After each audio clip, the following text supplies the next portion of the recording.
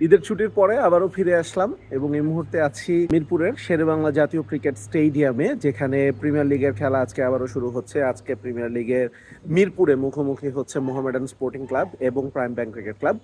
মোহামেডানের তামিম ইকবালের কথা আমরা সবাই জানি, হার্ট অ্যাটাক করেছিলেন তিনি ঈদের আগে সর্বশেষ যে ম্যাচটা ছিল, এবং তারপরে এই সিজন তো অন্তত তিনি খেলতে পারছেন না ফর শিওর।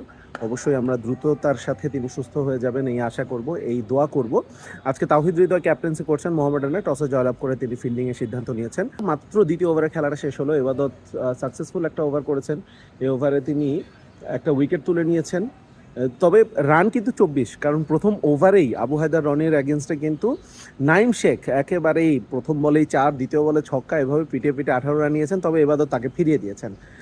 এই ব্যাপারটা কিন্তু খুবই ইন্টারেস্টিং। নাইম শেখ প্রাইম ব্যাংকের ইনফর্ম ওপেনার, ইনফ্যাক্ট এবারের প্রিমিয়ার লিগের সর্বোচ্চ রান সংগ্রাহক এখন পর্যন্ত, তাকে কিন্তু ফিরিয়ে দেওয়া হয়েছে।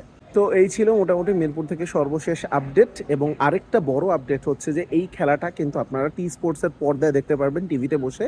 আর যদি টিভিতে বসে দেখার মতো সময় সুযোগ না থাকে তাহলে ইউটিউবেও দেখতে পারবেন।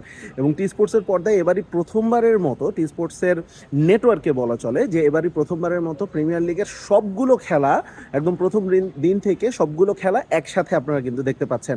বিকেএসপির 3 নম্বর এবং 4 নম্বর মাঠেও কিন্তু আরও দুটো খেলা হচ্ছে। সে দুটো খেলাও কিন্তু আপনি দেখতে পারবেন টি স্পোর্টসের নেটওয়ার্কে।